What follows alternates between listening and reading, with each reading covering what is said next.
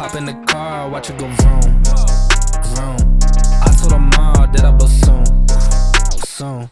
Know as a child, back in the womb.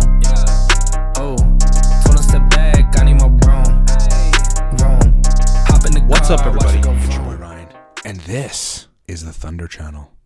On nootropics, testosterone, nutraceuticals, and everything else we have available to us to make us feel, perform, and function awesomely.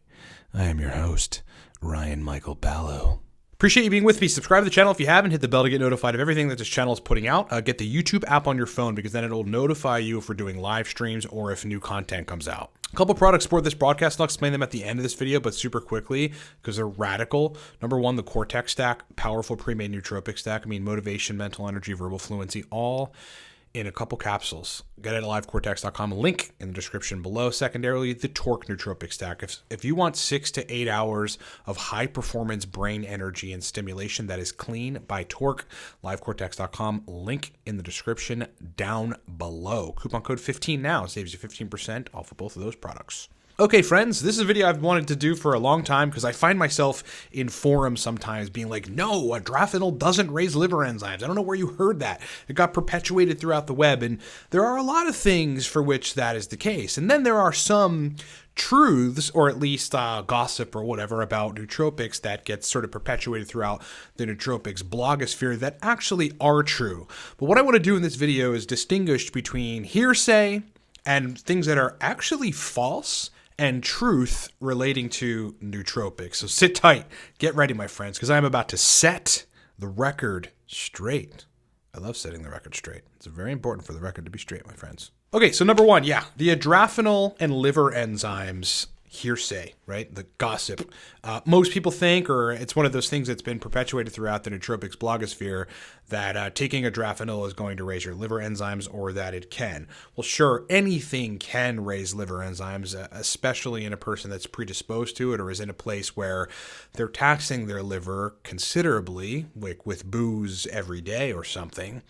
But, people think that a Drafenol, because it has to go through a conversion to modafinil, which is what it does in your liver, that it's number one, hard on your liver, and that number two, it raises liver enzymes. So the verdict on that gossip is hearsay. It's not actually true. It's never been demonstrated anywhere. There is no paper to suggest that that happens.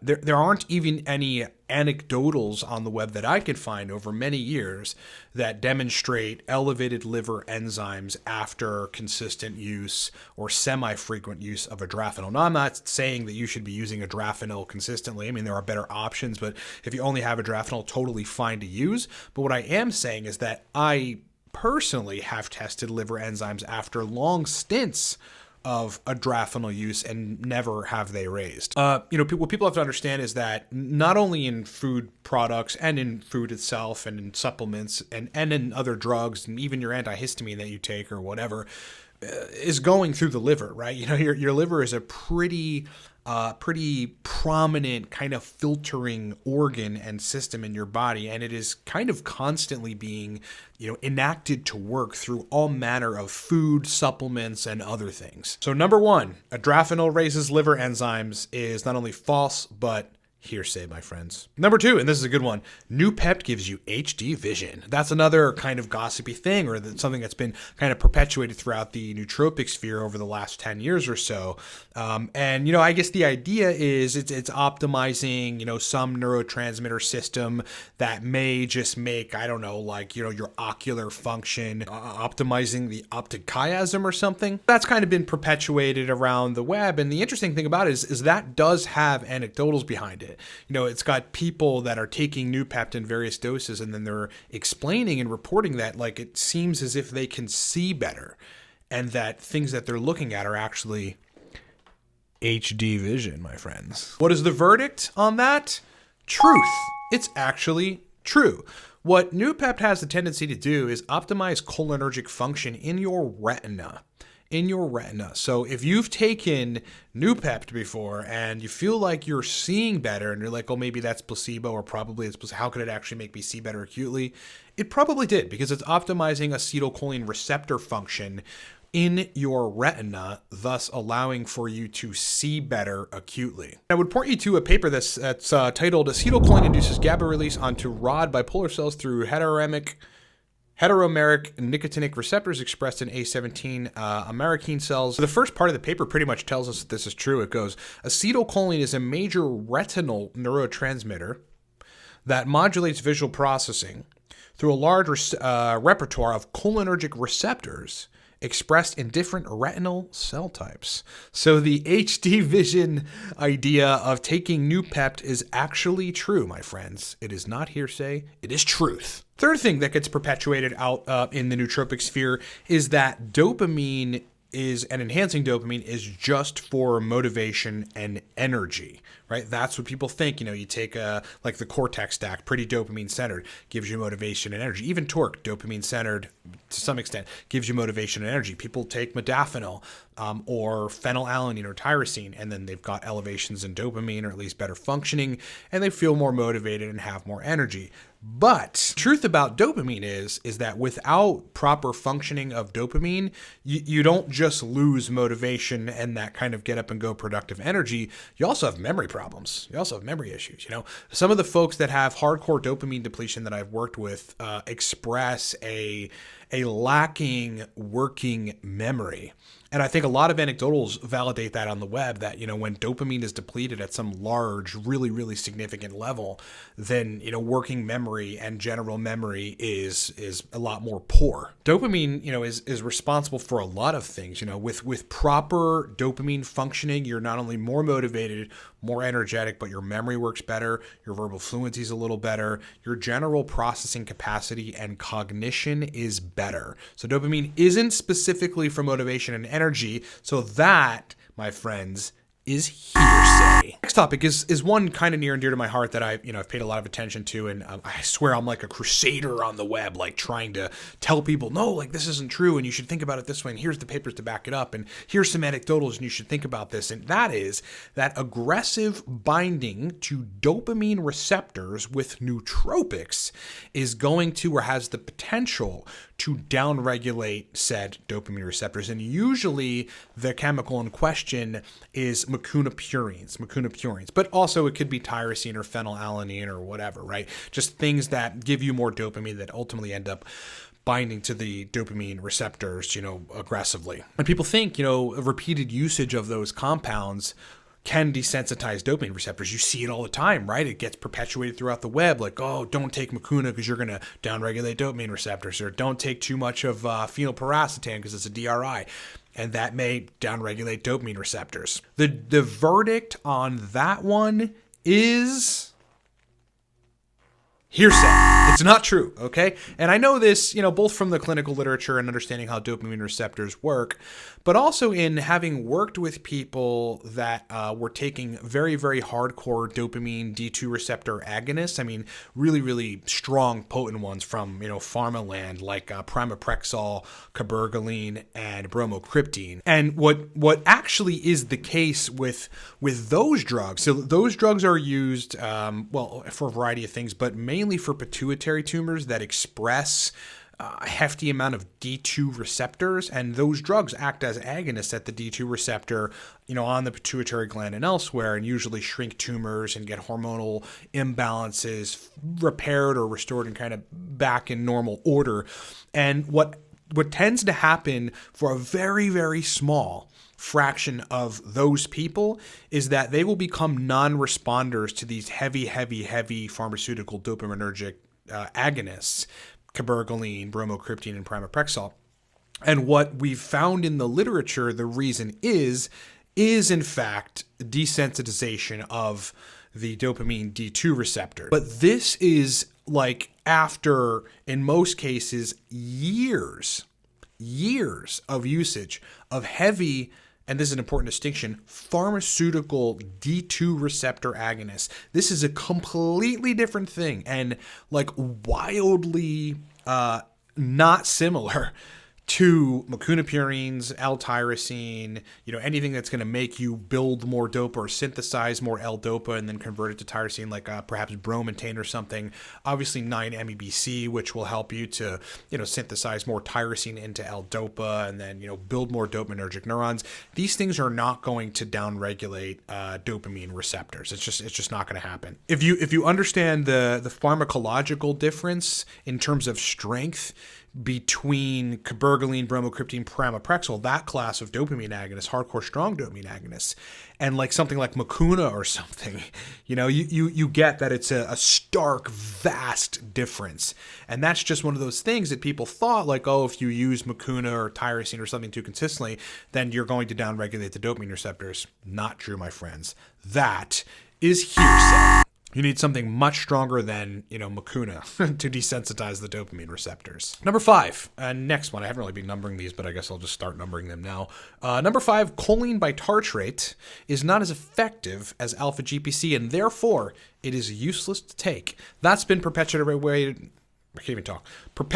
around the web, and folks think like, because choline by tartrate gets consumed by some gut bacteria and isn't necessarily crossing into the blood-brain barrier immediately and like rapidly brain, absorbable, that it's useless to take and you're better choosing alpha GPC or acetylcholine. This is hearsay because though it's partially true, you have to think about it a little bit differently. Choline by tartrate is extremely useful for people that have a hard time tolerating that rapid blood-brain barrier crossing, rapidly absorbable, alpha GPC or acetylcholine. For some folks, even if they get the doses down to like 20, 30 milligrams, they're still going to have side effects as the brain isn't really dealing very well, and mechanisms run the gamut there, or at least the theories on mechanisms, with all of that rapidly available bioabsorbable blood-brain barrier crossing choline. And so though choline by tartrate is going to be consumed in some portion by gut bacteria, you're still going to end up with a portion of that choline synthesizing into brain acetylcholine. That, in consulting men largely on nootropics, that we have figured out that choline by tartrate is the better choline source to use for them. And there's also many other, I wouldn't call it conditions, sort of types of disorders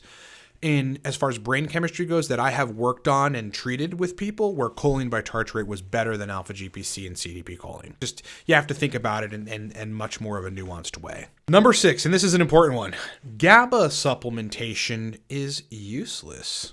GABA supplementation is useless, meaning taking a GABA supplement, because you can get GABA supplements at whatever, on the web, at your local fucking supplement store. You can get them pretty much anywhere. People think it's useless specifically because, and this is kind of like the choline example, it doesn't cross into the blood-brain barrier. Want to know if it's truth or hearsay? It is partially true, but largely hearsay, friends. And I'll point you to a paper called Neurotransmitters as Food Supplements, the Effects of GABA on Brain and Behavior, where they actually lay this out. Now, again, you'll see that it's not 100% conclusive, but there's so many anecdotals out there on the web. And me personally, I've used GABA supplements, just GABA, and it has given me a profoundly relaxed response, right? Maybe not as strong as something like picamilin, which does cross the blood-brain barrier, but nonetheless, you're still getting GABA that is affecting brain chemistry. I'm going to read you from this paper. Accordingly, future research needs to be established needs to establish the effects of oral GABA administration on GABA levels in the human brain. For example, using magnetic resonance spectroscopy. I guess that would be interesting. There is some evidence in favor of a calming effect of GABA food supplements, but most of this evidence was reported by researchers with a potential conflict of interest, right? So we still haven't really concluded anything yet. We suggest that any veridical effects of GABA food supplements on brain and cognition might be exerted through BBB passage, that's the blood-brain barrier passage, or more directly via an effect on the enteric nervous system. That's the neurons that are in your gut, effectively. We conclude that the mechanism of action of GABA food supplements is far from clear, and that further work is needed to establish the behavioral effects of GABA. So what they're essentially saying is we really don't know conclusively, but given that there is a ton of evidence on a calming and relaxation effect of GABA food supplements, that it's more than likely that it's actually has some passage through the blood-brain barrier. Now, looking at how this actually works and diving into some other papers, what it seems to be the case is that GABA itself, without the B vitamin bonded to it, which is what picamilin is it's inefficient at crossing the blood-brain barrier. Meaning, what you take, not all of that is going to get into the blood-brain barrier. You're probably going to metabolize it differently in the enteric nervous system. Obviously, in your gut, it's going to absorb, and then you'll get some GABA that ends up with passage through the BBB and ends up in your brain. So the verdict on that one is largely hearsay, partial truth, but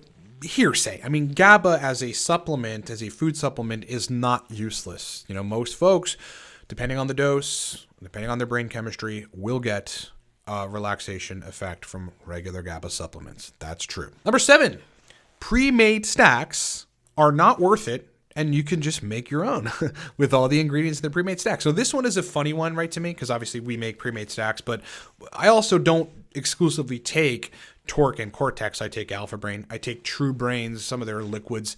I used to take OptiMind. I've taken many pre-made stacks and I like them. I take Neurofuel from Natural Stacks. Like, I bring them on vacation. I bring them with, sometimes I take them like here in the studio, when I'm working, when I go out. Like, I'm taking pre-made stacks somewhat often, right? Because they're extremely effective and convenient. That's the thing. Now, sure, you could get your own uridine, citicoline, artichoke extract, bacopa, put them in the concentrations that, we have in the Cortex stack, and you could make it, and you could get you could make the Cortex stack. It's a very, very killer, energized, kind of motivated, mental energy, brain fluidity nootropic stack, but like, why? Like, not all people, contrary to popular belief, want to capsule things out every day and sit in front of a milligram scale and get the powder like all over the place and be capsuling stuff and have a capsule maker and make their nootropics for the week.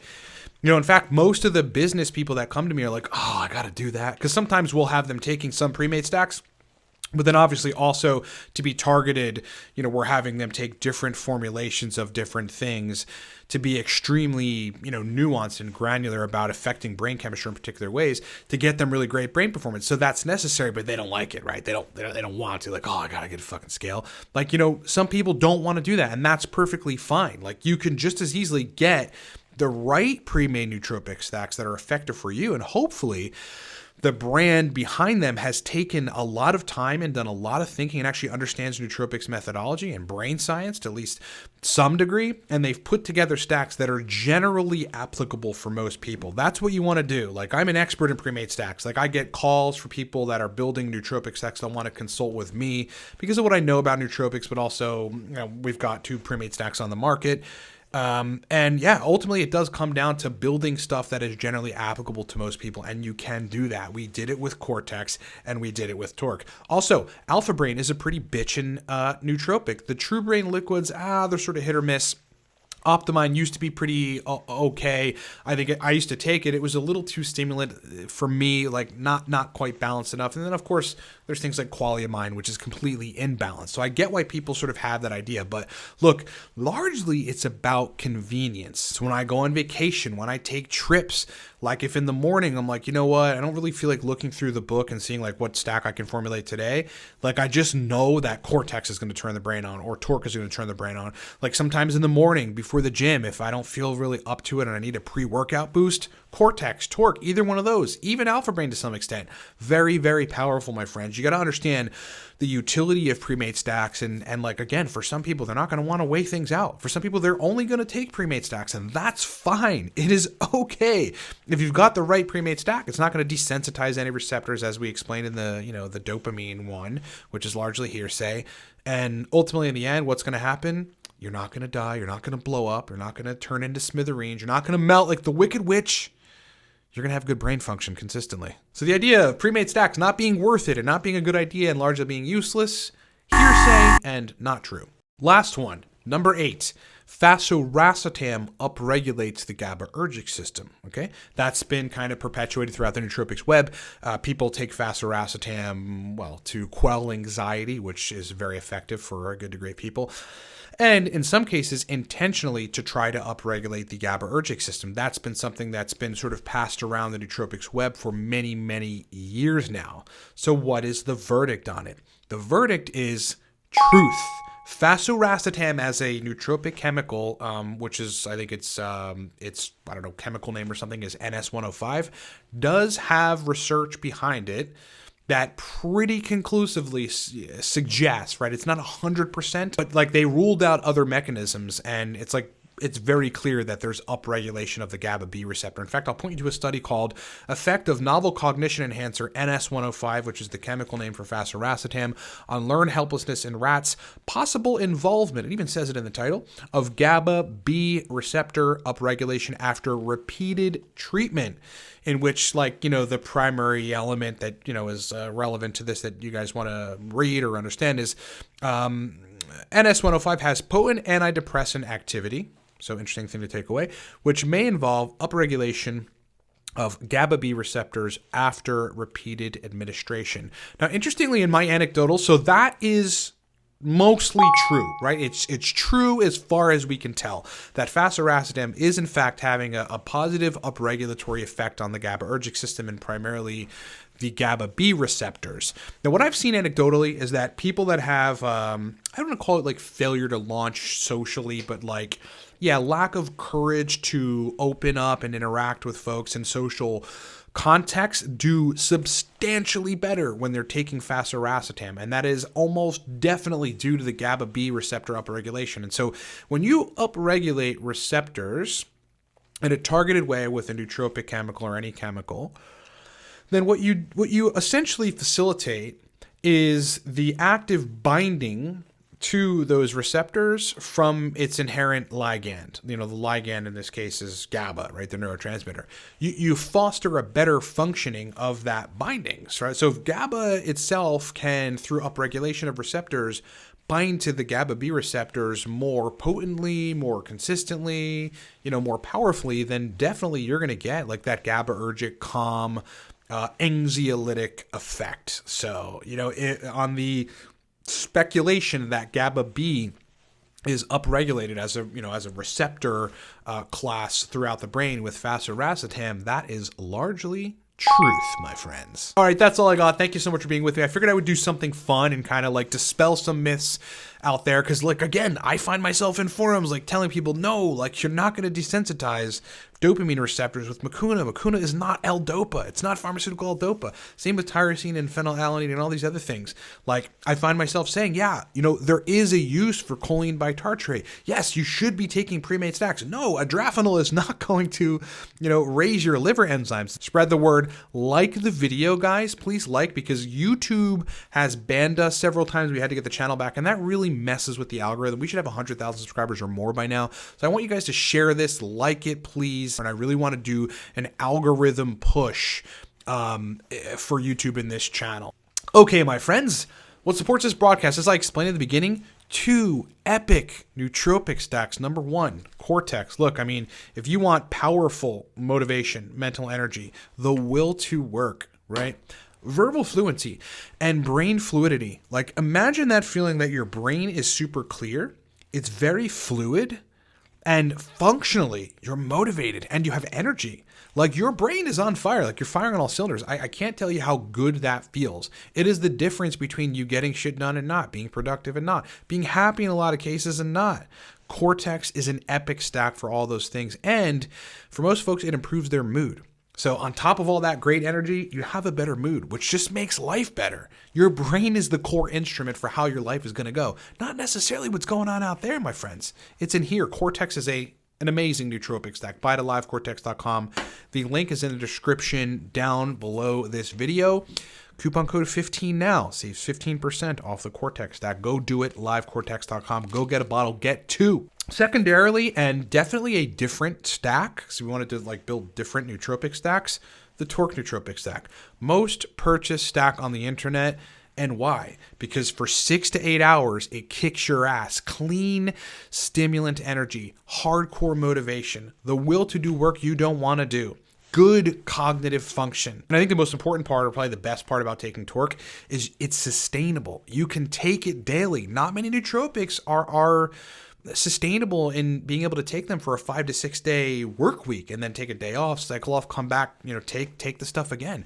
Torque is an everyday nootropic stack. That is what we built it for. So for those of you that don't want to weigh out powders and don't want to do all that crap and deal with having 20 different nootropic stacks, and situating them and, figuring out an effective rotation schedule, just buy Torque and take it 5 days a week, cycle off on the weekends, and have a kick-ass time. Motivation, mental energy, strong, clean stimulants.